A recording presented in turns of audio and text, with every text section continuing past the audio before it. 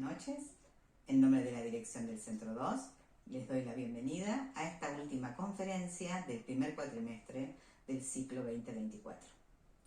En el día de hoy tendremos el gusto de escuchar la ponencia de Patricia Carpel. La conferencia de hoy lleva por título Deseo insatisfecho y deseo imposible, relaciones y contrapuntos. Antes de darle la palabra a Patricia, quiero presentarla formalmente. Patricia Carpel es psicoanalista, magíster en psicoanálisis, docente, jefe de trabajos prácticos de la UBA en la Cátedra Psicopatología 1, investigadora UBA-CIT, supervisora en distintas instituciones públicas y privadas, autora del libro El cuerpo como enemigo en la anorexia y de numerosos artículos académicos. Ahora sí, le damos la palabra a Patricia, a quien le agradecemos su generosa participación en este espacio de enseñanza y transmisión del psicoanálisis. Bueno, buenas noches, bienvenidos a todos los acá presentes. Muchas gracias nuevamente a Centro 2, a Patricia por invitarme nuevamente a participar con ustedes de estas charlas, de estas conferencias, de una institución en la que hace años vengo participando y a la que le tengo mucho aprecio. Bueno, como Patricia decía, el título de la conferencia, Deseo insatisfecho, Deseo imposible, relaciones y contrapuntos. Como el título me era muy largo, no pude agregar algunas cuestiones, porque si no ya no iba a entrar ahí, pero que va a tener que ver con que hablar de deseo insatisfecho y de deseo imposible, hablar de histeria y neurosis obsesiva en estos términos también lleva a hablar en términos de la pregunta, ¿no? Porque lo que voy a abordar fundamentalmente es un Lacan, sobre todo de los años 50, una época estructuralista de Lacan, donde Lacan elabora una clínica del deseo, de la pregunta y de las identificaciones, ¿no? Es en estos seminarios de los años 50 donde él elabora el conocido grafo del deseo. Podríamos decir que en esta época de prevalencia de lo simbólico, Lacan va a hablar de la predominancia del significante en las vías de acceso de la realización subjetiva. O sea, ¿qué quiere decir? Que es una época donde Lacan le va a dar una injerencia a lo simbólico, un valor a lo simbólico, en los años 50, ¿no? En esta época clásica de Lacan, la época que Lacan llama de retorno a Freud, y luego no va a ser tan así, él va a seguir planteando los tres registros, pero en equivalencia. En este momento, ¿por qué decimos de la incidencia a la prevalencia de lo simbólico? Porque va a diferenciar estructuras, no va a oponer estructuras, la psicosis y la neurosis, ¿no? En función de que opere o no opere un significante. O sea, la operatoria de un significante va a definir estructura. Entonces, ¿qué significante? No cualquiera. Sabemos que es un significante privilegiado, el del nombre del padre. Entonces, no vamos a hablar de la psicosis, vamos a hoy a hablar de la neurosis. Entonces, más adelante, Lacan va a poner el acento en su teorización en el síntoma.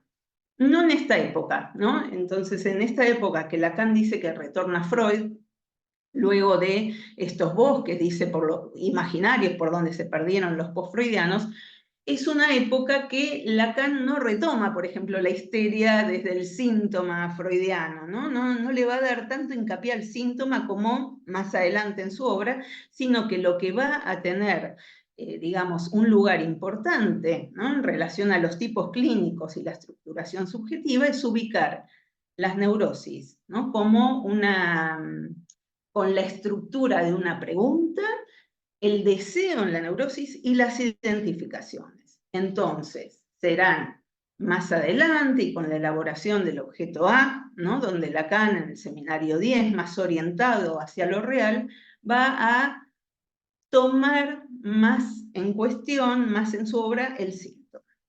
Bueno, entonces, ¿En qué lugar podríamos situar esto, ¿no? Cuando Lacan habla de las neurosis como pregunta. Bueno, en el seminario 3 hay 2 capítulos, ¿no? Es el seminario sobre la psicosis, pero hay 2 capítulos que Lacan le va a dedicar a las neurosis. ¿Por qué? Porque va a oponer la psicosis, donde va a decir que en la psicosis aparece una respuesta sin que se haya llegado a plantear la pregunta, sin que se haya llegado a formular la pregunta. ¿Qué respuesta? Quizás en este momento el caso paradigmático, lo que toma Lacan es el caso que tomó Freud, el caso Schreber, ¿no? El caso Schreber, sabemos que le viene esta idea en Duerme Vela, qué hermoso sería ser una mujer en el acoplamiento, y desde ahí Schreber va a tener una respuesta, ¿no? De que él es una mujer, ¿no? Que él es una mujer que va a ir, ¿no? Va a tener ciertas variaciones, esto desde una mujer para Flexi, una mujer para Dios, y el delirio se va a estabilizar cuando él diga que él está llamado a ser una mujer para Dios, para crear una nueva raza de hombres schreberianos. Esto quizás es un tema conocido, me interesa situarlo en relación a que va a decir, en la neurosis, ¿está esta respuesta? ¿O de qué manera está? O en la neurosis, ¿hay una respuesta sin que se plantee la pregunta? Bueno, ¿qué pasa en la clínica de la neurosis? A partir de esto, ¿no? En estos 2 capítulos donde Lacan va a trabajar la pregunta y la pregunta histérica, va a decir que el otro de la neurosis está atravesado por la castración, por la falta, por el deseo. Entonces, el otro de la neurosis, el gran otro, no está completo. Sabemos que la neurosis no quiere saber de esa incompletud en el otro, ¿no? Entonces, la neurosis tiene una estructura de pregunta. ¿Sobre qué se pregunta en la neurosis? Y acá vamos a ir a derivar a los dos tipos clínicos que vamos a trabajar hoy, que son histeria y neurosis obsesiva, con sus formas y modalizaciones de deseo y sus modulaciones de la pregunta, ¿no? Entonces, ¿por qué hay una pregunta en la neurosis? En la neurosis hay una pregunta a partir de que en la neurosis operó el Edipo, en términos de Lacan sería operó la metáfora paterna, por lo cual el sujeto entró en ese aparato de sexualidad, ¿no? Que le da el elemento de significación fálica, ¿no? Que le otorga el sentimiento de la vida, que atravesar por la metáfora paterna lo queda el sujeto, ¿no? A disposición de la significación fálica. Lacan va a decir, tiene las credenciales, ¿no? Se queda con las credenciales para usarlas en el futuro, ¿no? Y con eso va a responder a la falta en el otro, ¿no? Entonces, la significación fálica le da una herramienta para interpretar la falta en el otro, la castración. La falta en el otro es de este otro no completo, es un otro que no está completo, un otro que está en falta, un otro que es deseante, un otro que le falta algo. Entonces, el otro está atravesado por la castración, por la falta, por el deseo, y Lacan va a plantear en este momento que el deseo, que se nace en el deseo del otro, ¿eh? Y se desea el deseo de ese otro. ¿Y qué hay deseo? Porque está esa falta, ¿no? En la psicosis, justamente, no nos encontramos con ese otro deseante, ¿no? Y tampoco con el Edipo, sino en todo caso con un otro que goza, con un otro al que no le falta nada, con un otro que se puede completar con el sujeto. La neurosis, ¿no? Se encuentra frente a un otro incompleto y está la pregunta neurótica por lo que falta, ¿no? Frente al ¿qué quiere? ¿Qué quiere de mí? Llegó a, lo dice en francés, ¿no? Frente a este ¿qué soy? Lacan elabora el grafo del deseo, ¿no? Que tiene una forma de pregunta y que también tiene las respuestas, ¿no? Donde Lacan va a decir cómo se contesta el sujeto a qué es en relación a esa falta en el otro, qué desea el otro, qué me desea, qué deseo yo.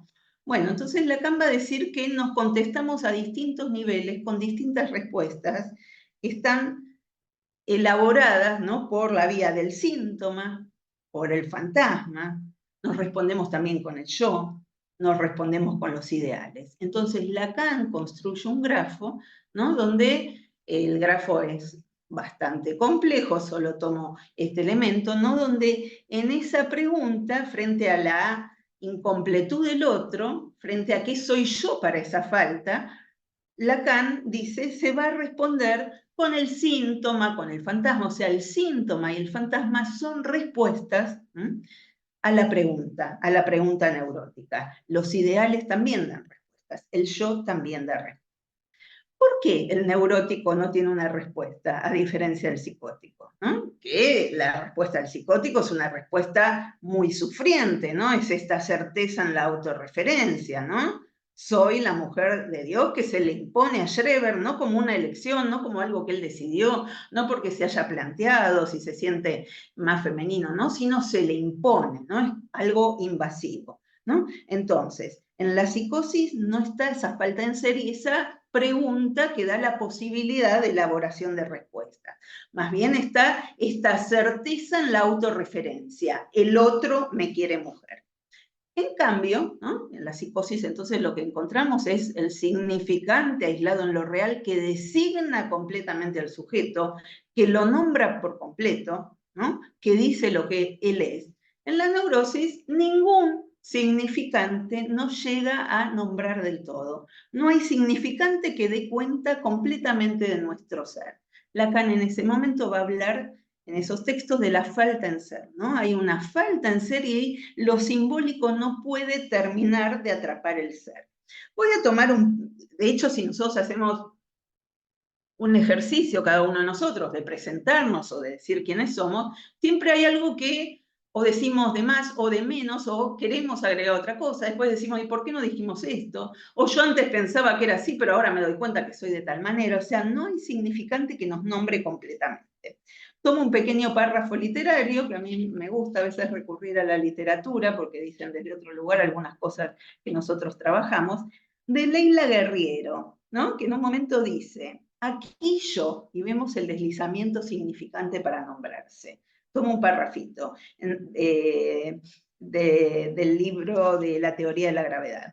Aquí yo, idéntica a mí, la muy sincera, la muy falsa, la esquiva, la insensible, la mísera, la idiota, la astuta, la excesiva, la austera, la retrógrada, la feminista, la jurásica, la iracunda, la violenta, la agresiva, la suave, la tan suave. Aquí yo, la egocéntrica, la narcisa, la modesta, la muy humilde, la tan humilde, la soberbia, la confundida, la preclara, la confusa, la confesa, la caníbal, la cobarde, la cursi, la que habla de sí, la que no habla de sí, la que solo habla de sí, la impávida, la fría, la muy cálida, y sigue. Es un pequeño artículo, me pareció muy lindo porque, además que me gusta cómo escribe, ¿no?, ahí se ubica, ¿no?, cómo uno puede hablar de uno y se contradice en lo que dice y después agrega una cosa y puede agregar más y puede seguir esa metonimia, ¿no?, y el punto, ¿no?, de una oración de alguna manera nos organiza el sentido, pero nada nos designa totalmente. Entonces el neurótico frente a esto, ¿qué hace? Se pregunta, y podemos inferir que estas son respuestas que se da Leila Guerriero. Bueno, es un escrito literario, ¿no?, pero podríamos decir que en un análisis nos encontramos que viene un sujeto con sus respuestas en relación a quién es. En la histeria quizás las respuestas son más, tienen más esas contradicciones, ¿no?, o se presenta más desde el lado de no yo, o al final no sé quién soy. En la neurosis obsesiva, por su tipo clínico, se tratará más de atrapar con el yo, con la fortaleza yoica, planteando el yo soy así, ¿no? La histeria está más del lado de la división subjetiva, de lo que no sabe, ¿no?, consciente más a lo no sabido. Entonces, por ejemplo, un neurótico obsesivo que viene diciendo, yo sí, el que soy yo, sí, el boludo, el que tiene que resolver las cagadas de los otros, yo soy siempre el que se hace cargo de todo, ¿no? Un saber sobre el yo, un saber sobre el yo, un saber sobre sí mismo, ¿no?, una respuesta por el ser, ¿no?, que veremos que muchas veces tiene una consistencia fantasmática, ¿no? Que el yo también se responde, y bueno, y veremos qué hace el analista con esto y cómo se entrama esto con la posición deseada. Entonces, lo que va a decir Lacan en el seminario 3, en este seminario que les decía que va a contraponer la neurosis como pregunta a la psicosis como respuesta anticipada, la neurosis igual tiene sus respuestas, ¿no? Dice Lacan, ¿no? Estas respuestas que estamos mencionando que dan el grafo, pero dice que la pregunta en la neurosis es una pregunta que se presenta dormida, amordazada, que se hace con el yo, que es un lugar de desconocimiento, ¿no? Entonces, hace la pregunta con su yo, desde un lugar de desconocimiento. Si la hace desde un lugar de desconocimiento, la hace para de algún modo no hacerla, o para no llegar al lugar a donde la pregunta no tiene respuesta. Podríamos decir que el sujeto no sabe de su pregunta, no es que necesariamente va a un análisis para decir yo vengo porque me pregunto quién soy yo, ninguna respuesta me colma, sino hay respuestas que quizás no se sabe que están ahí, ¿no? Y que son respuestas que cortocircuitan la pregunta. ¿Qué va a decir Lacan?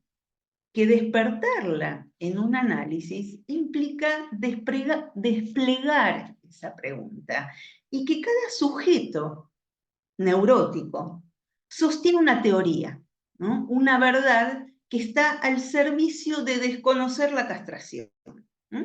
Él ahí en el seminario 3 va a decir, el falo es uno, ¿no? Y con ello hay que dar respuesta a los dos sexos.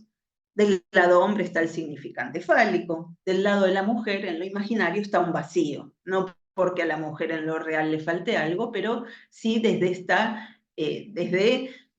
lo imaginario, ¿no? Hay un vacío donde del lado hombre hay el pene que viene a representar el falo.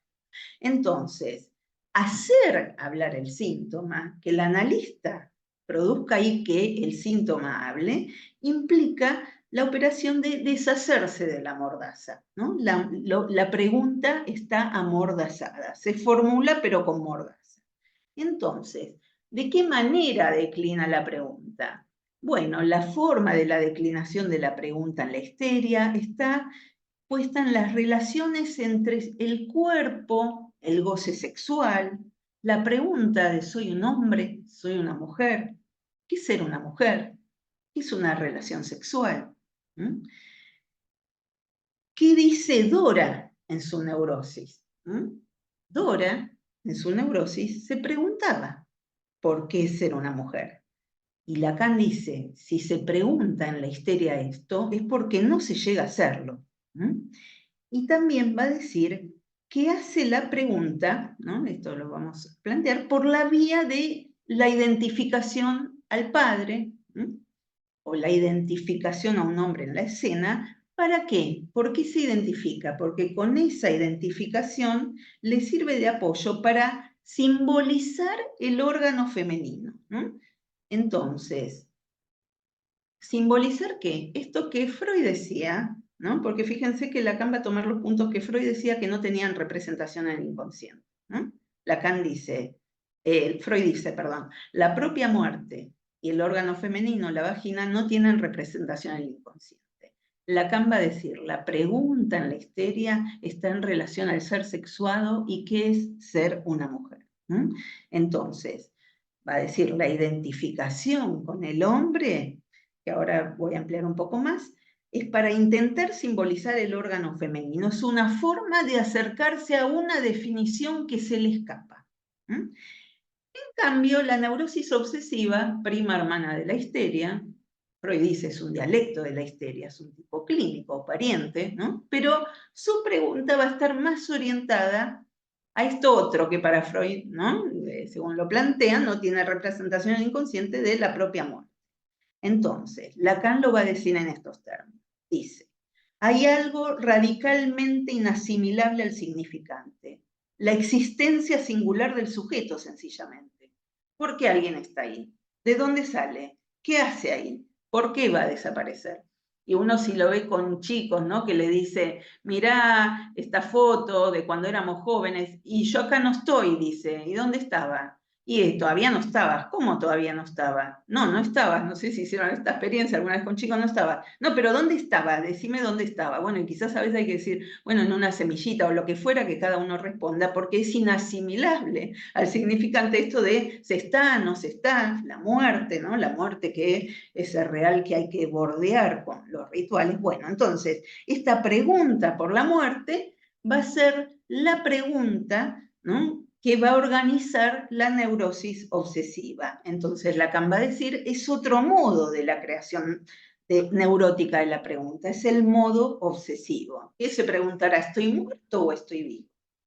¿No? Y con el pensamiento quizás asegurar al sujeto de su existencia. Entonces, no hay elementos simbólicos, no hay para, ¿no?, decir de la femineidad y de la realidad sexual, para decir de la muerte, no hay representación, volviendo a los términos freudianos, ni del órgano femenino, ni de la propia muerte.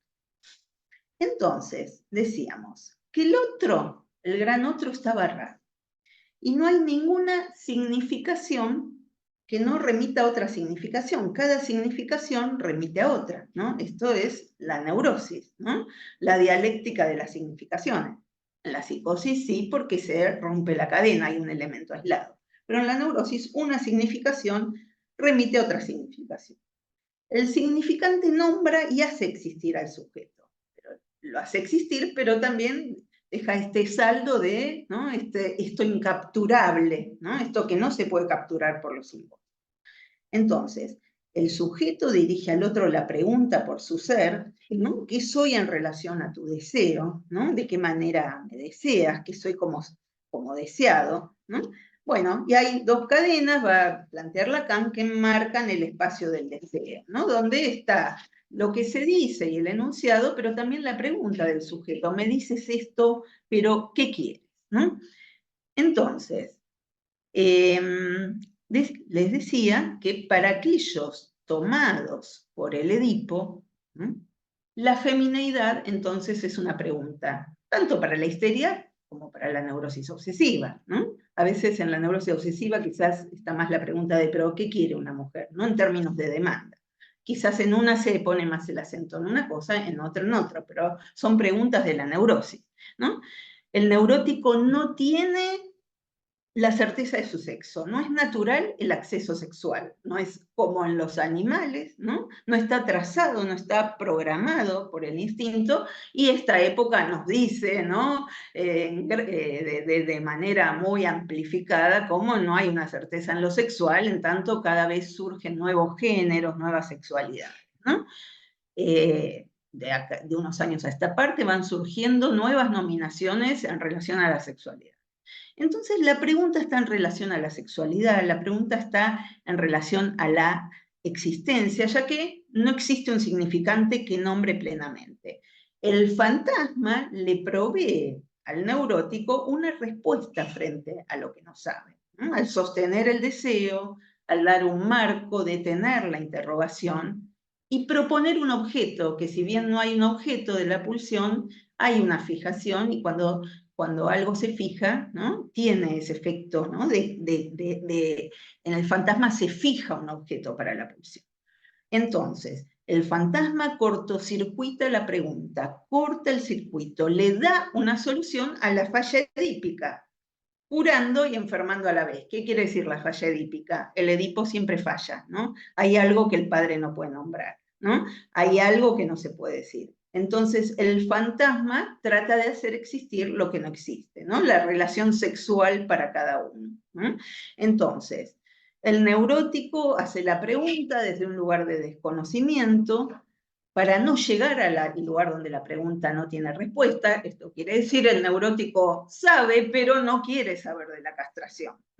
Entonces, la pregunta, decíamos, es secreta, amordazada, y Lacan va a agregar algo en un texto posterior de 1957, El psicoanálisis y su enseñanza, va a decir que la pregunta está en souffrance, ¿no?, que en francés como que tiene una doble acepción, de sufrimiento y detenimiento. O sea que es una pregunta que hace sufrir, ¿no? Es una es una pregunta que está detenida porque muchas veces las respuestas fantasmáticas que tenemos nos hacen sufrir, ¿no? Yo soy la que nadie le da bola, ¿no? La que la pasa siempre mal, la que no, llega siempre cuando se repartieron todos los caramelos, ¿no? Etcétera, etcétera, ¿no? Hay algo de lo fantasmático que son respuestas a nuestro ser que pueden ser sufrientes, ¿no? De hecho, por eso vemos a las personas que nos vienen a consultar, porque sufren, ¿no?, de las respuestas que le provee la neurosis. Entonces, el analista le tocará oficiar de acompañante del despliegue de la pregunta. Que esa pregunta se despierte en el análisis. ¿Se despierte por qué? Porque Lacan dice que es una pregunta que está dormida. Se está adormecido, cada uno está adormecido en las respuestas fantasmáticas que tienen, ¿no? El mundo es así, o todas las minas son así, o este hombre que decía todos te van a cagar, ¿no? En esas respuestas de las que sufre. Entonces, despertar esa pregunta, ¿no?, para, bueno, hacer de acompañante al despliegue de esa pregunta y mover esas respuestas sufrientes. Freud, en este punto, ¿no?, si bien él fue el que dio el paso, ¿no?, la histeria le produjo a él el enigma y él avanzó y no se detuvo y no retrocedió ante ese enigma. Sabemos que el análisis de Dora fue un análisis en el cual Freud se quedó insatisfecho y hubo una interrupción del análisis, ¿no? Porque Freud ahí no vio que el deseo estaba situado para la histeria en tal posición que decirle, usted Dora desea al señor K, como Freud le decía, ¿no?, era una interpretación forzada, inexacta, errada. ¿Por qué? Porque el deseo es deseo de un deseo, no de un objeto. Y Freud se equivocó al querer enchufarle de alguna manera, ¿no? Lo digo así porque Freud fue insistente, ¿no? Si leen el caso de Dora, en decirle, bueno, usted está enamorada del señor K y no lo admite, bueno, se queda afónica, ¿no? Cuando Dora tenía el síntoma de afonía, cuando se fue K, ¿no?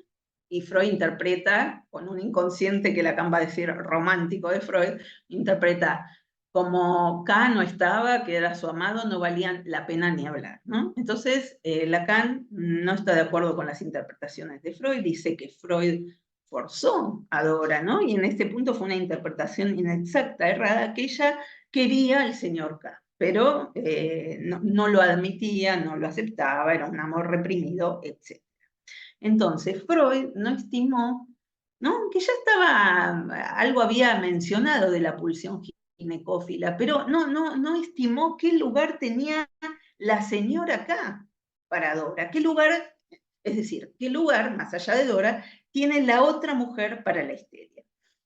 Entonces, tenía el Edipo, lo había planteado de manera simple, ¿no?, como uno diría, la nena es al padre como el hilo a la aguja, ¿no?, la mujer es al varón como el hilo a la aguja. Ya había empezado a plantear otra cosa, pero es muchos años después, casi 20 años después, que Freud le agrega al historial, va a ser un agregado para decir, yo no tuve en cuenta, ¿no?, lo importante que era la corriente de Dora hacia la señora K, ¿no?, y que eso fue una de las fases del tratamiento. Patricia, no Perdón. sé si es que me pasa a mí que tengo por ahí problemas con el internet, pero se cortó esta última oración o frase que dijiste. Ah, ok. No sé si fue para todos y la podés repetir. Bueno, lo que decía era que Freud no dimensionó, ¿no?, todavía le faltaban muchos años para ir desarrollando con más elementos el Edipo femenino, pero no dimensionó el lugar que tenía la otra mujer. Y de hecho, en 1923, ¿no?, cuando escribe los libros, los textos sobre organización genital infantil, sexualidad femenina, le hace un agregado, ¿no?, con honestidad intelectual, diciendo, no me di cuenta del papel que tenía, pero aún así, Freud no tenía los elementos que después tuvo Lacan a partir de plantearse la pregunta en la neurosis, o la neurosis que está estructurado como una pregunta, para ubicar que el valor de la señora K era el valor de la que tenía la respuesta al enigma, al misterio de la propia femineidad. O sea, la otra le puede responder al misterio de lo propio, de lo femenino, ¿no?, frente a esa respuesta que no hay, ¿no? Entonces, incluso cuando Freud dijo algo ahí había, bueno, esto es Lacan el que lo formula de esta manera, con estos elementos de decir, bueno, hay una falta en el otro, el sujeto se pregunta qué es para ese deseo, hay una pregunta que se pone en juego en la neurosis, que es una pregunta, que también hay una respuesta en cortocircuito, porque no es que el neurótico se queda, digamos, sin perplejo, sin tener respuestas. Tiene sus respuestas fantasmáticas, sintomáticas, yoicas, ¿no? De los ideales, pero esas respuestas sufrientes con las que por ejemplo, la respuesta de Dora, sufriente, bueno, son las que en el análisis el analista puede acompañar al despliegue de la pregunta. Ahí Freud, si bien, ¿no? Lacan lo trabaja bastante en un texto de 1951 de los escritos, Intervención sobre la transferencia, y va a decir cómo Freud conduce a Dora desde la queja de que no me dan bolilla, de que nadie me quieren entregar, de que mi papá quiere que me quede con K para él estar con la señora K, bueno, toda esa queja, la conduce a Dora a una implicación, le hace preguntarse qué tiene que ver ella, pero hay algunos pasos que falta dar, ¿no? En relación a que lo que estaba en juego ahí era la pregunta. Y que en los sueños, si uno los lee con esta clave, se ve, ¿no? Que Dora pregunta unas 100 veces, ¿dónde está la cajita? ¿No? Pregunta y pregunta y pregunta. En el segundo sueño, ¿no? Está un pretendiente de Dora, ¿no? En un sueño que va entrando por unos bosques, ¿no? Y que tienen nombres de los genitales femeninos. O sea, si se lee con esa clave Dora, se ve cómo en Dora estaba en juego la pregunta, pero Freud no pudo oficiar de acompañante de la pregunta porque Freud le quiso dar una respuesta que fue usted ama. Voy a tomar ahora un pequeño fragmento también literario, ya les dije porque me gusta y me parece que aporta, una escritora del fin de Vigan, una escritora francesa contemporánea, habla en relación a la mujer, ¿no? A lo que a ella le representa a la otra mujer en una novela que se llama Basada en Hechos Reales. Dice, todavía hoy, aunque con el tiempo me he adaptado un poco a mi persona en su conjunto, aunque creo vivir en paz y aún en armonía con la que soy, aunque no experimento la necesidad imperiosa de cambiarlo todo o parte de mí misma por un modelo más atractivo, conservo, creo, esa mirada a las mujeres, una reminiscencia de aquel deseo de ser otra que durante tanto tiempo me invadió. Una mirada que busca en cada una de las mujeres con quienes me cruzo lo más hermoso, lo más turbador, lo más luminoso. No obstante, en cualquier caso, hasta nueva orden, mi deseo sexual se ha manifestado por el lado de los hombres. La onda, el escalofrío, el calor en el bajo vientre, en los muslos, el aliento entrecortado, el cuerpo en estado de alerta, la piel erizada, todo eso solo al contacto de los hombres. Y se pregunta de una amiga muy cercana, ¿no? Dice, ¿fue él para mí un objeto de deseo? Y la respuesta es sí. Aún hoy sería capaz de describir el cuerpo de ella con precisión. Sus largas manos, ese mechón que deslizaba detrás de la oreja, la textura de la piel, la soltura de su pelo, su sonrisa. Deseé ser él, deseé ser como ella, deseé parecerme a ella. A veces me apeteció acariciarle la mejilla, abrazarla. Me gustaba su perfume. Ignoro qué parte de deseo sexual hay en todo eso. Quizás no entró nunca en mi conciencia, ¿no? Me pareció interesante, ¿no? Como desde la literatura, no desde el psicoanálisis, esta cuestión de una mujer hacia otra, ¿no? Hacia la que se siente muy atraída, pero más en el sentido de desear ser ella, desear parecerse a ella, ¿no? Incluso ella se pregunta, ¿no? Se pregunta, ¿y será que me gustaba, ¿no? Desde el lado de lo sexual, como una elección sexual? Y dice, hasta ahora, ¿no? Hasta nueva orden, lo deja abierto, mi deseo sexual se ha manifestado por el lado de los hombres, y ahí pone el cuerpo, ¿no? El escalofrío, el calor en los muslos, el aliento entrecortado, todo eso, dice, me lo provocó.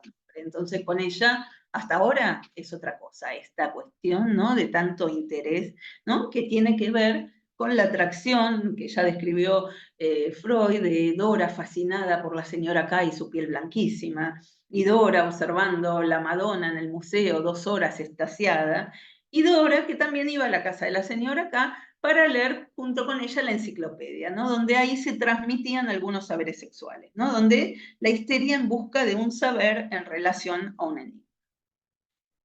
Voy a dar alguna respuesta de una neurosis obsesiva, ¿no?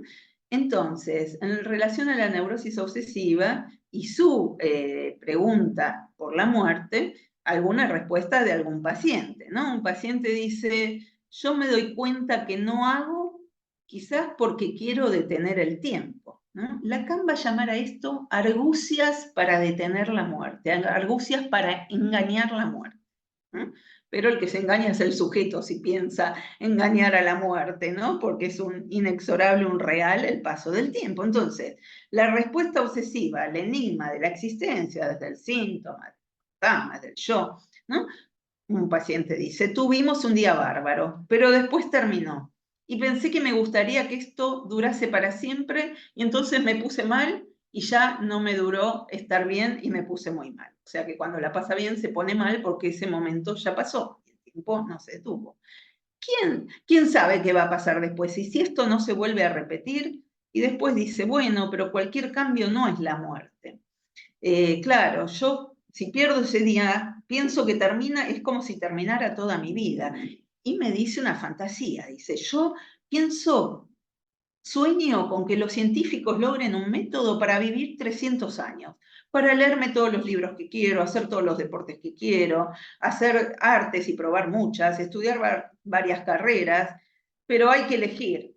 La vida es corta, hay que elegir y me pierdo cosas y mientras estoy hablando acá de esto y mientras pienso de esto pierdo tiempo. O sea, ¿no? El tiempo que se pierde, el tiempo que se escabulle, el tiempo que quizás podemos ver en muchos cuentos y poemas de Borges, ¿no? Esta cuestión de la respuesta al paso del tiempo, a la existencia, a la vida, al amor. Una paciente mujer dice, a mí me parece que no estoy aprovechando la vida, pero lo digo ahora con 40, pero a los 25 me pasaba lo mismo. Y a los 15 también. Entonces tengo que hacer todo esto antes para sentir que viví la vida, que no la desperdicié por no haber hecho esas cosas. Y trato de hacerlo bien, y entonces lo tengo que hacer bien porque quizás no me va a volver a pasar, y cuando lo voy a hacer digo, ¿y cómo lo estoy haciendo? Entonces no lo hago porque digo, lo tengo que hacer bien, porque quizás es la única vez que lo hago, entonces me da ansiedad y procrastino, y es un círculo vicioso, y lo hago mal por hacerlo a último momento, por estar ocupada pensando. Más exigencia, más procrastinación, ¿no?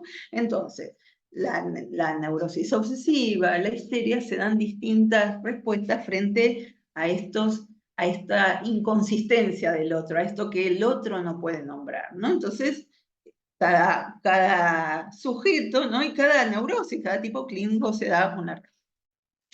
Entonces, en relación al deseo, podríamos decir como una gran definición del deseo, una manera de decir del deseo, que el deseo es algo imposible de ser satisfecho. Entonces, fíjense que usamos, ¿no?, ahí el término imposibilidad e insatisfacción, porque podríamos decir que los dos términos están en relación al deseo, pero que la histeria va a elegir, ¿no?, ocuparse, ubicarse más del lado de la insatisfacción, y la neurosis obsesiva va a elegir, no como elecciones voluntarias, como elecciones inconscientes, ubicarse más del lado de la imposibilidad, ¿no? Entonces, podríamos decir que hay una imposibilidad de responder a la demanda, ¿no? Y que esto tiene que ver con el deseo, que en cada demanda, ¿no?, siempre hay un más allá evocado en lo que se formula. Cuando uno dice algo, siempre hay un más allá, ¿no? Ya lo sabía la soñante del salmón ahumado, que Lacan la llama la bella carnicera, ¿no? Que ella quería caviar, pero no quería que le den caviar, quería algo más allá, ¿no? Y no quería que la malentiendan en darle caviar. No hay un más allá. Toda demanda suscita un más allá que no puede ser respondido por la satisfacción de la demanda. Y mientras la neurosis obsesiva muchas veces tratará, ¿no?, de que ese más allá se reduzca, ¿no? Se anule y absorberlo, ¿no? En términos simbólicos, y por la demanda, la histeria tratará de sostener ese más allá. Esto es algo, ¿no?, que lo encontramos en el contexto, por ejemplo, de este sueño tan enseñante, ¿no?, el del salmón ahumado, el de la bella carnicera, donde, bueno, ahí se trataba, ¿no?, cuando ella asocia en relación al sueño, de que ella tenía un deseo insatisfecho por el caviar, pero se cuidaba muy bien de no decirle al marido que quería comer caviar, porque si no él se lo iba a traer. ¿Y qué iba a hacer ella con eso? Bueno, entonces ahora vamos a hablar un poco, ¿no?, de qué se trata este deseo, demanda, insatisfacción, imposibilidad. Entonces, la demanda, por estar articulada en términos simbólicos, va más allá de las satisfacciones a las que apela, porque hay un efecto desnaturalizador de la presencia del significante. O sea, ya por lo que pasa por el molino de las palabras, hay algo ya que no es idéntico a sí mismo, que no coincide con sí mismo, que hay un más allá, ¿no? Y decimos que nosotros desnaturalizados, ¿no?, porque nuestras necesidades pasan por el desfiladero de la demanda. Lacan va a decir que la estructura del deseo es histérica, porque es la histeria la que revela la verdad del deseo en esta búsqueda que desemboca en insatisfacción, en no es, ¿no? Esto no es, esto no es, ¿no? No es ese objeto que va a venir a colmar. El objeto en tanto perdido, podríamos decir, que relanza la búsqueda una y otra vez, ¿no? En estos momentos, Lacan va a hablar del deseo, una de las formulaciones que va a ser del deseo, porque hay varias, va a ser el deseo como resto metonímico que se desliza en la demanda. Lo que se desliza en la cadena significante, pero nunca se llega a atrapar, ¿no? Porque hay un resto insignificantizable en lo que se dice. Está lo que insiste como inasible, como inatrapable, y podríamos decir como insatisfecho, como imposible. Más adelante Lacan va a teorizar el objeto A y podríamos ubicar que ahí, bueno, quizás algunas cuestiones se reformulan en relación al deseo, como la extracción del objeto como causa, ¿no?, y como causa deseante. Igual nos vamos a centrar más en los primeros seminarios, ¿no? Entonces, hay un carácter problemático y ambiguo del lugar donde se sitúa el deseo, que se sitúa más allá de la demanda. La histeria va a tratar de hacer existir al otro del deseo. El deseo está en el lugar del otro. La histeria encuentra el punto de apoyo también, vamos a ver, de su deseo en la identificación con los otros imaginarios. Ahora vamos a ver esto, vamos a ubicar algo de las identificaciones en la histeria que tienen que ver con el deseo. Voy a dar dos ejemplitos ahora de otro autor, pero de unos chistes, dos autoras, que van a, en pequeñas historietas, van a captar algo. Uno es Tute, ¿no?, un humorista que conocemos, ¿no?, actual, que dice, están sus dos personajes, que ahora me olvidé el nombre, Mabel, no me acuerdo, me olvidé el otro nombre, que están en esos diálogos tan buenos que tienen. Y ella le dice, lo único que te pido es lo que no podés darme, tanto te cuesta. Entonces, esto podría ser como una caricatura de la histeria, ¿no?, donde ella sabe que su pedido no va a ser satisfecho y apunta precisamente ahí. También una intención inconsciente, diría, ¿no? No una intencionalidad voluntaria, ¿no?, de denunciar la falta en el otro, porque lo que te pido es lo que no podés darme, ¿no? Y deja al otro impotente, y de su lado la insatisfacción, reclamar, culpar al otro, como modo de recubrir lo imposible de satisfacción. O sea, en esta pequeña frase, ¿no?, lo único que te pido es lo que no podés darme, tanto te cuesta, ¿no?, de alguna manera, ¿no?, ubica que hay algo que del pedido que no puede ser dado, hay algo del deseo que no se puede cumplir, que hay algo que queda insatisfecho, pero apunta, ¿no?, a que él no se lo puede dar, ¿no? Apunta a situar a un amo, ¿no?, para decirle, vos me lo podrías dar, para decirle, ves que no me lo podés dar, ¿no? En este punto, ¿no?, el gusto a veces por la denuncia en la histeria, denunciar la falta en el otro.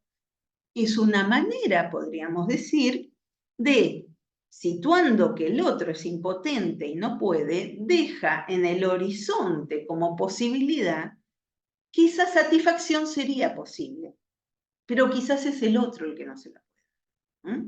O sea, con esto hace contingente un dato de estructura. Él no puede darme, tanto le cuesta a él darme lo que le pido. De alguna manera es una respuesta neurótica. Ubicar a un amo para después castrarlo, denunciar su castración, denunciar que no puede, impotentizarlo, es una respuesta neurótica para no saber de la castración. ¿Por qué? Porque quizás él no puede, pero el marido de mi vecina sí puede. Pero este tío, ¿no? Sí pudo, mi papá no pudo, mi papá fracasó, ¿no? Entonces, sí, está en el horizonte una que goza, ¿no? Que tiene todo el goce, ¿no? Que sabe lo que es ser una mujer, ¿no? Y está en el horizonte, ¿no? La posibilidad de que alguien, ¿no? De que pudiera el otro no estar castrado, ¿no? Que a ella le tocó, quizás, el que está castrado. Otro de Maitena voy a leer, ¿no? También dos muy pequeños. Una personaje, una mujer que dice, tuve una pesadilla, que se cumplían todos mis sueños, ¿no? La pesadilla, ¿no? Donde la soñante lo que sabe es que se cumplan todos los sueños, ¿no? Como si se pudieran cumplir, no dejaría ese resto deseante que es motor, que es causa, y que la histeria está muy avisada de que quiere que eso no se marchite, de que eso siga ahí funcionando, ¿no? Por eso la bella carnicera no decida del caviar, para mantener ahí algún elemento. Entonces, otro de Maitena que una amiga le dice que no están brindando por Año Nuevo, y le dice, pero no seas ridícula, algún deseo tenés que tener, dale, pedí un deseo. ¿Tener salud, dinero, amor?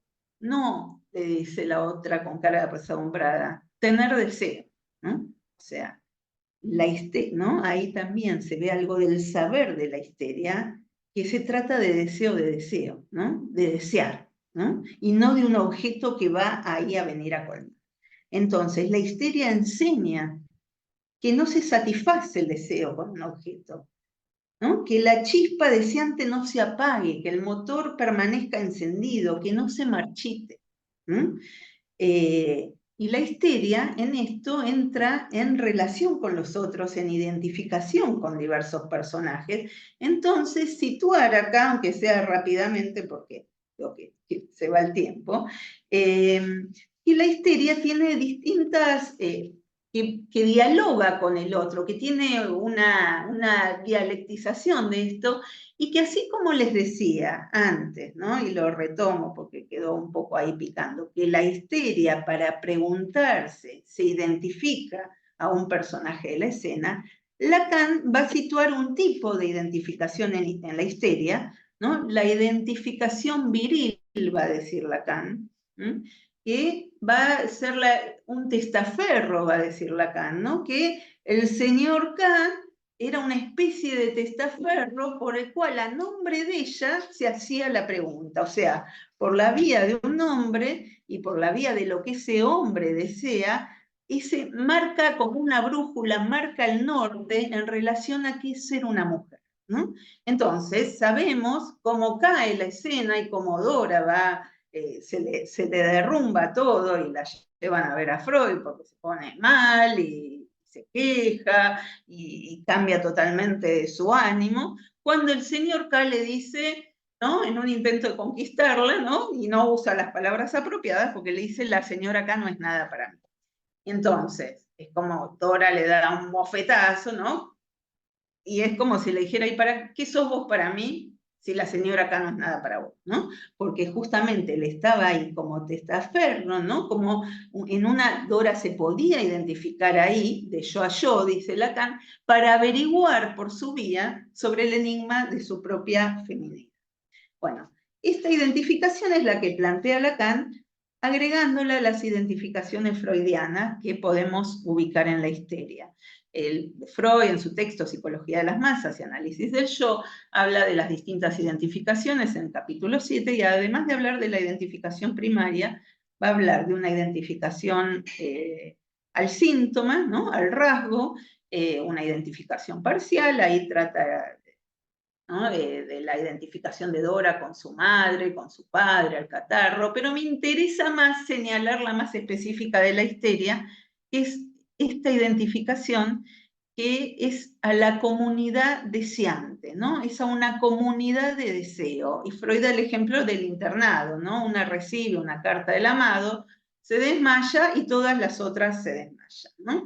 Entonces, esto es algo muy común en la histeria que me parece que muchas veces se malentendió y hasta se degradó un poco esto, ¿no? En una mala lectura de que estaba imitando a otra, y me parece que es importante cómo Freud lo trae a un terreno conceptual. No es una imitación, sino es otra cosa que tiene otro estatuto, es una identificación inconsciente. ¿Con qué se identifica? Con el deseo de la otra. Arma una comunidad deseante, expresa con sus recursos las vivencias de otras personas.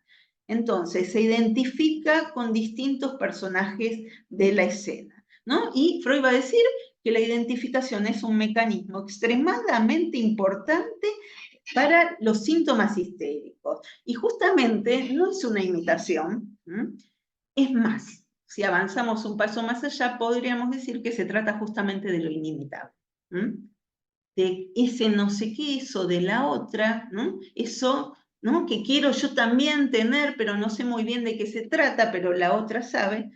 Y Freud captó esto, ¿no?, de cómo las histerias se identifican con los distintos personajes de la escena.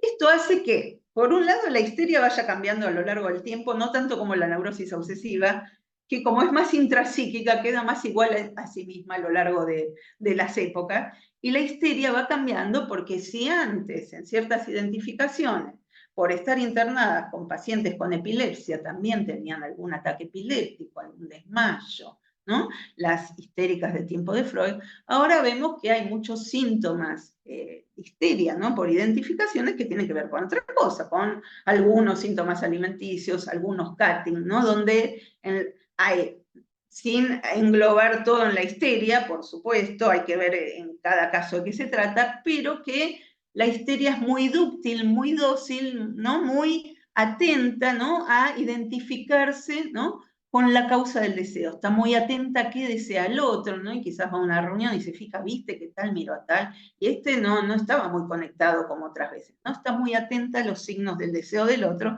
a diferencia de la neurosis obsesiva, que del deseo no quiere saber, prefiere anularlo, prefiere borrarlo, ¿no? Entonces, la insatisfacción en la histeria puede ser, ¿no?, ya que dijimos que el deseo es imposible de satisfacer, la insatisfacción puede ser una manera de mantener la llama, lo vital, las ganas, ¿no? Él no era esto, como decir, bueno, tengo un hijo, pero ahora quiero seguir estudiando, y ahora quiero que me vaya mejor en la profesión, y ahora quiero, ¿no? Puede ser un motor deseante, ¿no? Algo que haga ir por el deseo y tener ganas, ¿no? Y tener goces en la vida en función de eso, pero también puede ser asentarse en la insatisfacción la fuente del más amargo sufrimiento, ¿no? Cuando hay una instalación en la insatisfacción, ¿no?, y nada viene bien, y la posición subjetiva es de gozar de esa insatisfacción justamente, de privarse quizás, de habitar la queja, la denuncia al otro de lo que no le da, ¿no?, suponer que los otros viven bien y ella no. En la época, por ejemplo, lo encontramos de distintas maneras, de muy distintas maneras, pero una de ellas que se encuentra, por ejemplo, una paciente dice, estoy pegada al Instagram de ella, me doy cuenta que me fue mal en las materias y alguna la dejé de dar, casi ni avancé nada en la facultad, porque no puedo dejar de pensar, ¿eh?, que él está ahora con ella y ella es mejor, y el tiempo que estuvo conmigo no dejaba de mirar a la ex porque pensaba que se iba a dar cuenta de que quiere a la otra. ¿Cómo me podría querer a mí si ella tiene algo que yo no? ¿No? Entonces, estar pegada, ¿no?, ¿no? No es en el museo mirando la Madonna, como en la época de Dora, pero tiene esta estructura, ¿no? De quedar fascinada, ¿no? Con la pantalla mirando a la otra. Entonces, en la histeria, ¿no? Y esta insatisfacción con ella misma y esta insatisfacción de que ella no tiene el goce que sí tiene la otra, que ella sabe lo que es ser una mujer, sabe lo que es ser deseada por un hombre, ella, la otra, tiene todos los elementos, no está castrada, ¿no? Entonces, decíamos muchas veces en la histeria, esto es correlativo a denuncias a los distintos personajes de la escena, desafiando al otro para poner en juego la castración de la... Bueno, iba a decir algo más, no voy a avanzar en eso, como Lacan después arma en el seminario en vez del psicoanálisis, los distintos discursos, también ubica de qué se trata el discurso histérico, pero prefiero avanzar con otra cosa porque se va a hacer muy tarde. Entonces, lo que sí me interesa de extraer de esto es que en la histeria se pone muy en juego dirigirse al otro para obtener un saber, ¿no? El otro al que dirige la pregunta deberá producir un saber sobre el goce sexual, ¿no? Entonces vemos la bella carnicera respecto a su amiga. La amiga, como ella, también se privaba de algo que le gustaba comer, ¿no? Entonces, ¿qué quiere su amiga? ¿Qué le pasaba a su amiga, no? ¿De qué se trata la feminidad, no? Dora, la señora acá, la enciclopedia, esta paciente que está pegada al Instagram, ¿no?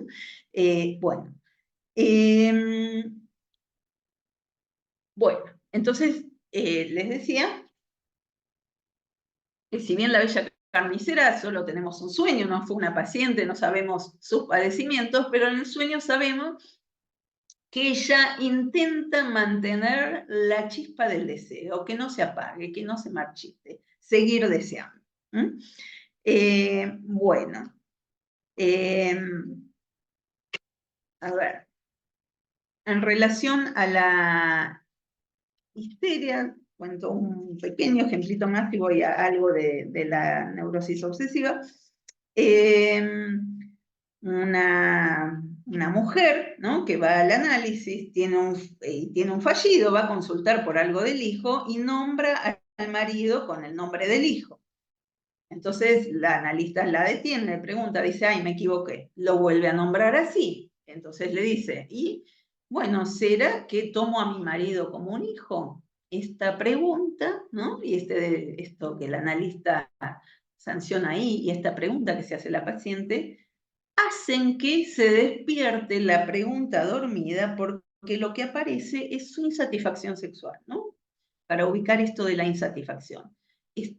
Privarse de un goce sexual tenía que ver también con algo cultural, pero quizás se dormía y en lo cultural ella decía que el marido, digamos, en la relación sexual terminaba muy rápido y ella no tenía un goce sexual, pero lo respetaba, ¿no? Entonces, la analista sacude el sentido de este respeto. ¿Por qué? Porque ubica que hay un goce en juego en esta sustracción, ¿no?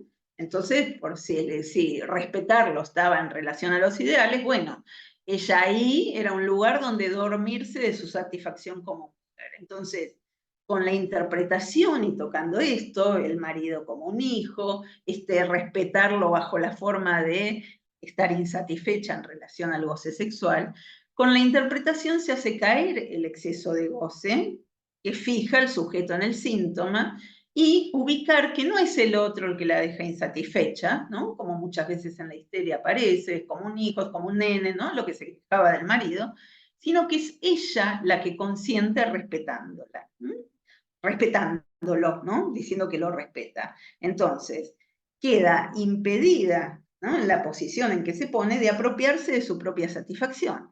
Entonces, con el deseo insatisfecho, se hace uso de una estrategia neurótica para mantener vivo el deseo y no saber de la castración, porque él no la satisface, pero en el horizonte está la otra que sí está plenamente satisfecha, que es absolutamente mujer, un otro completo, ¿no? Entonces, si en dormirse en la insatisfacción, el analista va al rescate de la pregunta en este punto, oficia de acompañante de la pregunta, que la pregunta se despierte y desplegarla y ponerla a trabajar, ¿no? La dirección del análisis está en relación al enigma y no al taponamiento, que es lo que decimos que ahí se equivocó Freud, ¿no? Cuando taponó con un objeto, dijo, usted está enamorada de tal, ¿no? No hacemos esto con los pacientes, decirle, estás enamorada de tal, ¿no? Sino que esa pregunta se produzca y se despliegue, ¿no? Entonces, ella, ¿no? En esta posición dormida estaba pagando esto de que es pagando con el goce que sí podía tener, ¿no? El desconocimiento de un goce imposible. O sea, bueno, no se puede tener ese goce que es imposible, no se puede tener el goce absoluto, pero ¿qué pasa con privarse de esa satisfacción? A veces la insatisfacción es una manera de sostener en el horizonte que hay un goce posible, pero que le toca a otra. Por ejemplo, la historia. Voy a algunas cuestiones de la neurosis obsesiva, del deseo imposible, para después dejar unos minutitos para preguntar. La neurosis obsesiva, un paciente dice, ¿no? Sueño con que algún día pase algo, reciba una herencia de un tío o gane la lotería y comprarme una casa en la montaña y ya no tener que trabajar, no tener que cubrir ninguna necesidad de nadie, solo contemplar. Qué perfecto sería haber cumplido todo y no tener deseo. Después de decir esto, dice, pero es contradictorio, porque ese sueño es un deseo, ¿no? Bueno, ya se encuentra la paradoja, lo imposible que hay ahí, ¿no? Lo paradojal de desear, no desear, ¿no? La imposibilidad ya se nos dibuja. Hay una frase de Groucho Marx, que es bastante conocida, donde Groucho Marx dice, ¿no? Es un humorista, nunca sería socio de un club que aceptara entre sus miembros a gente como yo. O sea, ya plantea esa imposibilidad. De esa manera se presenta una vez un paciente a la consulta. Me dice, yo sé que si estoy gordo no me va a mirar ninguna mina, no me da para levantarme a nadie, yo tampoco hago nada para acercarme, pero tampoco voy a hacer el esfuerzo de adelgazar hasta que no esté con una mina. Entonces ya de ahí lo planteaba de salida como posible. Otra formulación obsesiva. Para mí es ser mencionada. Imposible. ¿No? Él no es Messi, él es el que es, ¿no? Esta es imposibilidad, ¿no? Entonces, podríamos decir, ¿no? Que así como en la histeria se acentúa la dimensión de insatisfacción del deseo, en la neurosis obsesiva se acentúa la imposibilidad, ¿no? Un paciente que dice, yo tengo una mujer imposible, es la mujer de mi vida, ¿por qué? ¿Qué pasó? Bueno, yo le dije que no quería reprimir nada, darme todos los gustos, y después de hacer todo lo que quería, casarme con ella y que sea madre de mis hijos. Bueno, la mujer le dijo, no, todo eso no se puede, ¿no? Entonces, él se queda en esto, ¿no? De esta imposibilidad, ¿no? Esta imposibilidad de tener todo, en este caso era no perder nada. Bueno, entonces, podríamos ubicar que con el deseo no se puede llegar más lejos que a desear no desear. El deseo es indestructible, ¿no? Porque es ese resto. Entonces, la neurosis obsesiva, ¿qué hace? ¿No? A diferencia de la histeria, que ubica que justamente el deseo no es deseo de un objeto, la neurosis obsesiva se empeña en satisfacer el deseo con un objeto. Entonces, la neurosis obsesiva muchas veces degrada, reduce el deseo a la demanda, ¿no? La neurosis obsesiva establece con el otro una relación que se articula en el plano de la demanda. La relación al deseo del otro en la neurosis obsesiva, ¿no? Tiene que ver muchas veces con destruirlo, ¿no? Destruir al otro del deseo, ¿no? Porque se plantea muchas veces en un tú o yo, ¿no? Va a decir Lacan, se plantea quién manda, ¿no? Y lo postula contra el otro, pero al imponerlo como exigencia, destruye su propio deseo. Hay un ejemplo que da Lacan en el seminario 5, donde va a trabajar sobre todo esto del deseo y también el deseo del obsesivo, el deseo en la neurosis obsesiva, habla de la rabia por no poder apoderarse del otro y que la neurosis obsesiva se impone un deseo para que sobreviva, pero al imponerlo, maniata el deseo. Justamente al imponerlo no sobrevive el deseo, porque ya no es un deseo. Y da un ejemplo de un chico pidiendo una cajita, la cajita, la cajita, la cajita, ¿no? Una demanda ensordecedora, ¿no? ¿No? Y sigue, y no para, y machaca, y Lacan dice que es un ataque sordo, un desgaste permanente, que tiende a producir la abolición de su propio deseo. Cuando le dan la cajita, ¿no? Se hartaron, por ejemplo, los padres, y volvieron a buscar la casa, aunque tenía todos los juguetes, dicen, tomá, no te aguantamos más, y ya no la quiere, ¿no? Porque cuando se la dan para que no moleste, ya no está en una vía deseante, ya no le interesa, porque ya es no es el objeto de un deseo, sino es el desecho de su exigencia. Cuando maniató tanto al otro, pierde el valor, pierde el atractivo de la alteridad, ¿no? Y también muchas veces aparece la culpa por haber exigido la anulación del otro, ¿no? Por haberlo hecho entrar a su jaula, va a decir Lacan. Pensemos, por ejemplo, ¿no? Lo importante de la alteridad del otro, porque si bien, por ejemplo, Boca siempre quiso destruir a River, no, habrá escuchado varios hinchas de Boca decir, ay, ahora que River se fue a la B, ¿no? Cuando pasó en su momento, ya no es lo mismo, perdió el atractivo.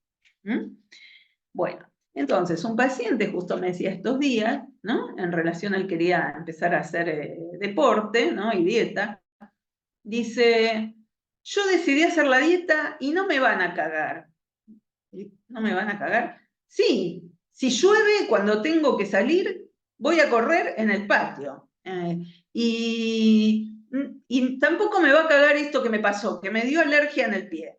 Voy a redoblar el esfuerzo frente a eso externo. Y yo le pregunto, ¿qué es eso externo? Bueno, no es externo, es mi pie, pero no lo decidí yo. Entonces, queda en si lo va a cagar o no, la lluvia, ¿no? Que lo puede cagar, el pie que lo puede cagar, que aunque suyo no lo decidió él, ¿no? Queda en un esfuerzo, en la pequeña corona contra el otro, yo te voy a cagar, yo voy a redoblar, ¿no? Bueno, entonces, de esta manera, ¿no? Muchas veces se presenta, ¿no? La relación de la neurosis obsesiva con su deseo. Que vemos que es una modalidad distinta que la modalidad de la histeria. En este sentido, podríamos decir, cuando para la neurosis obsesiva, cuando se pide algo, quizás aparece, ¿no? Cual el genio de la lámpara diciendo sus deseos son órdenes, ¿no? Para transformar ese deseo en una orden, y cuando ya es una orden ya deja de ser deseo. Y bueno, por eso, ¿no? Daba el ejemplo de la bella carnicera, que no quería decir caviar porque era muy probable que ya lo tuviera en su casa y ya dejara de ser un deseo porque se transformaba en una orden, ¿no? En esto de complacerla, en esto que no desee, en esto de suturar la ansia. Uno podrá decir, no, pero hay personas obsesivas que no le dan al otro lo que quiere. Sí, porque puede estar esta versión también retentiva, o lo que va a Lacan a decir la angustia del propietario, que ve si lo pone o no lo pone, si lo quiere dar o no lo quiere dar, pero suponiendo que tienen elemento para completar y para suturar la ansia que presenta, ¿no? Esa falta, ¿no? Ese deseo del otro que confronta con la falta, no encontrarse con el deseo del otro, con el deseo propio, con encontrarse en falta, ¿no? Podríamos decir que muchas veces la neurosis obsesiva hay agresividad hacia el objeto de amor, a veces porque los pone en falta, porque lo necesitan, porque ¿qué haría si me falta? ¿No? Entonces, agresividad, ¿no? Como una respuesta frente a no querer encontrarse con la falta.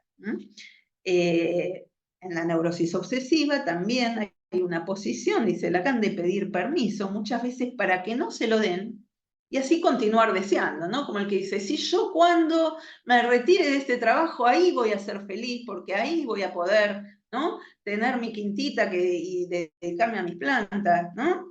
Entonces, mientras tanto, odiando a su jefe que le impide, ¿no? Realizar eso, o a su esposa, que a veces le dicen la jefa, ¿no? Incluso, que le impide realizar eso. El obsesivo, la obsesiva, porque no es propio de un género, ¿no? Aunque haya más varones obsesivos. Entonces, no encontrarse con su contradicción interna, ponerla en el otro, no encontrarse con el deseo, y en esa vía a veces el otro con la llave de darle permiso, ¿no? O a veces sostener con su prohibición su propia. Bueno, tenía algunos ejemplos más y alargar más, pero me parece mejor usar este tiempo para conversar y que podamos alguna pregunta, alguna reflexión, algún comentario que quieran hacer.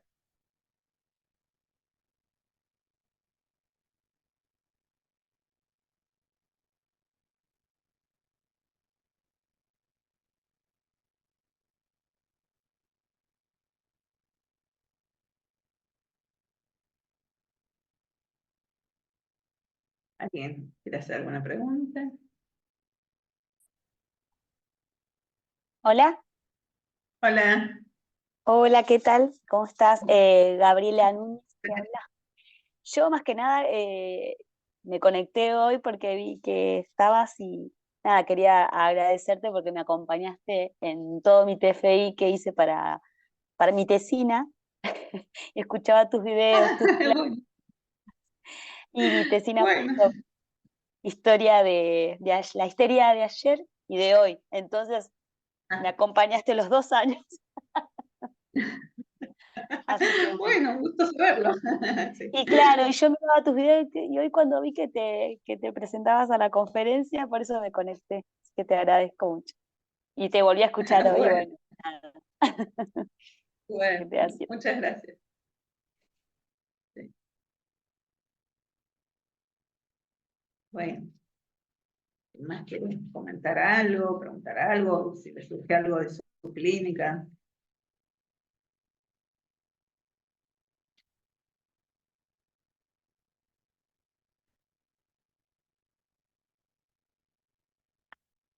Hola Patricia, ¿se me escucha ahí? Porque tengo la conexión media. Sí, sí. Sí. ¿Sí? ¿Se escucha? Hola, Luciana. Luciana, ¿cómo estás? Bien, Bien, ¿cómo ¿vos? estás? Bien, Bien. muy bien. A mí se me surgieron algunas preguntas. ¿Qué puntos en común y en diferencia podemos pensar en la histeria masculina? ¿No? Si bien en la histeria femenina está la pregunta de lo femenino, está el elemento de la otra, está el deseo insatisfecho, como que me genera pregunta de, bueno, si es la pregunta en relación a la virilidad o cómo se juega ahí, o también es la pregunta en relación a lo femenino. Bueno, como si podés decir algo chiquito de eso, algo de eso. Sí, Lacan, de hecho, en el seminario 3, cuando introduce este tema de la contraposición de la respuesta con la pregunta, ¿no? Y ubica la pregunta como algo propio de la neurosis, justamente da un ejemplo de una histeria masculina, el famoso tranviario, o no sé si es tan famoso, pero bueno, el seminario 3 es algo que conocemos bastante, y habla de, bueno, cómo él a partir de ciertos elementos se le arma la pregunta en relación a la procreación, ¿no? Y entonces ahí trabaja el caso del tranviario en relación a, digamos, a partir de un trauma y una caída que tiene, cómo los distintos elementos se pueden organizar, no sin su interés por los carosos en relación a lo oral, lo sádico, ¿no? Sino más bien lo organiza en relación a todos están organizados con esta pregunta. ¿Soy capaz de procrear? ¿Qué es ser un hombre? ¿Qué es ser una mujer? ¿Cómo se procrea? ¿no? Que es la realidad sexuada. Yo en mi clínica puedo decir que así como tengo muchas mujeres obsesivas, no tengo tantos hombres histéricos, ¿no? Me parece que hay una realidad clínica que en general cuando converso con colegas, la femineidad, o la mujer es más afín a la estructura histérica, pero por supuesto no son excluyentes. Y también me pregunto con las nuevas sexualidades que de esto se viene más, ¿no? Que haya más histerias. Igual sí recuerdo un paciente que se preguntaba en relación a su masculinidad y qué es ser un hombre. Se lo preguntaba y si gustaba o no gustaba y tenía mucha cuestión en su cuestión corporal, ¿no? De cierto enigma de lo corporal. Quizás, como siguiendo un poco el razonamiento de Lacan, al tener la localización del órgano en el cuerpo, ¿no? La pregunta no está tan desplegada, no se hace tanto hincapié en esa pregunta en el varón al tener un órgano de localización en el cuerpo, ¿no? Que representa el falo, que es el pene. La mujer hay algo de la corporalidad donde hay una pregunta que se instala más por ese lado, ¿no? Y que Freud también lo dice, no hay representación del órgano de la vagina, o, bueno, de un lado está un órgano y del otro lado un vacío, no porque en lo real falte nada, pero sí a nivel de lo imaginario y a nivel de la premisa universal de Faro. Sí. Entonces, bueno, esto es lo que en principio diría, no sé, sería para seguir conversando y hay casos presentados de histeria masculina. También quizás habría que ver ahí la posición deseante, ¿no? Que está más del lado de la insatisfacción que de la imposibilidad, etc. Y la cuestión sintomática, que hoy no la tomé, pero los síntomas también van a decir mucho del tipo clínico. No la tomé porque me dediqué más al deseo y a la pregunta, pero bueno, Lacan después la va a tomar mucho más, y Freud sabemos que la tomó desde el inicio de su obra, fue una orientación trabajar el síntoma. Pero los síntomas en la histeria y en la neurosis obsesiva son un poco distintos. Podríamos igual discutir si siguen siendo esas conversiones freudianas o no, pero ciertos síntomas son muy propios de la neurosis obsesiva y otros más de la histeria. Sí, ¿alguien más quería preguntar? Patricia, sí. buenas Sí. noches. Bueno, Hola, es un Gisela. gusto escucharte. La verdad que tenés una transmisión súper clara, así que te agradezco por este encuentro. Me preguntaba, decías algo que es precioso, ¿no? El analista acompaña el despliegue de la pregunta, por esa pregunta para ser trabajada. ¿Qué podrías decir en relación al deseo ahí? ¿De qué manera también acompaña el analista al neurótico para que, no sé, se autoricen su deseo? Sí. Bueno, me parece que justamente esto se pone en juego de acompañar al deseo, que en la neurosis obsesiva a veces vemos un deseo que está anulado, ¿no? Bajo el super yo, las exigencias, el esfuerzo, o en esta respuesta neurótica a la muerte, o si me detengo para no morir, etcétera, ¿no? Todas estas formulaciones que se anudan a su respuesta a su modalidad deseante, de alguna manera es empezar a movilizar algo de eso, y para la neurosis obsesiva entiendo que no se asuste tanto de desear, ¿no? Y pacientes que con cierto tiempo de tratamiento dicen, me doy cuenta que antes por no perder, perdía, ¿no? Que se animen un poco más a perder, ¿no? Pero en esto no como algo que se pueda formular así como un saber, sino algo que lo van sabiendo en el camino de desplegar, ¿no? Esta posición deseante, y en la transferencia. Y en la transferencia. En la histeria quizás son otras las versiones, ¿no? No es tanto esta versión de este super yo que empuja al goce de la misma manera que en la neurosis obsesiva, que está como lo dije y como, ¿no? Y me voy de una reunión y como dije y tendría que volver para ver cómo lo digo y lo digo de vuelta bien, ¿no? Y esta autoobservación constante que hay en la neurosis obsesiva. En la histeria ciertas posiciones de insatisfacción, poder conmoverlas, ¿no? Cuando la insatisfacción es una insatisfacción sufriente, porque yo creo que esa insatisfacción, que es esa chispa, bueno, esa chispa es un saber hacer con el deseo, pero esa insatisfacción, que es estar apoltronada en esa posición para denunciar al mundo, ¿no? Como alma bella a veces, ¿no? Como el otro hace las cosas mal, el otro tiene la culpa de lo que a mí me pasa, ¿no?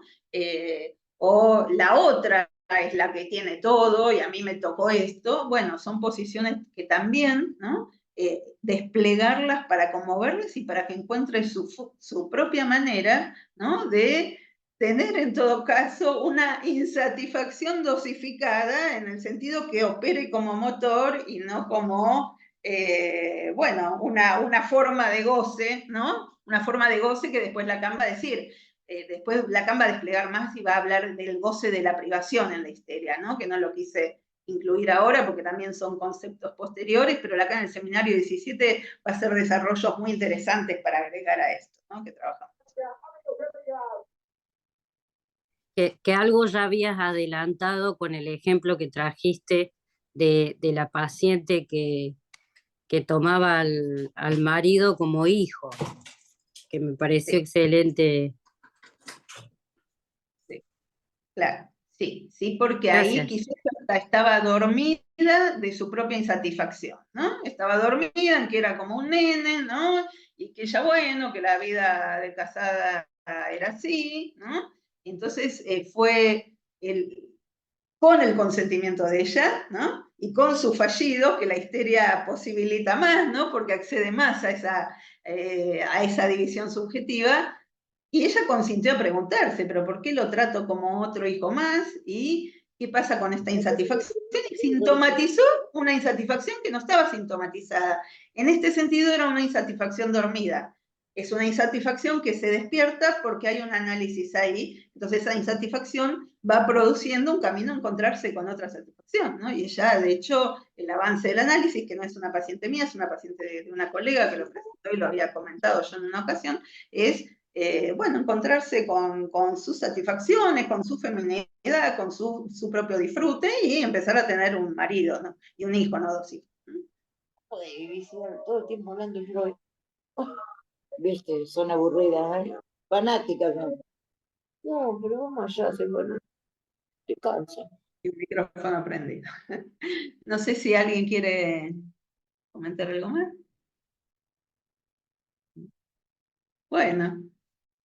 Bueno, muchas gracias a todos los que participaron, a sus preguntas, a su atención. Bueno, gracias nuevamente a Centro 2 por la invitación. Y bueno, un gusto conversar de la clínica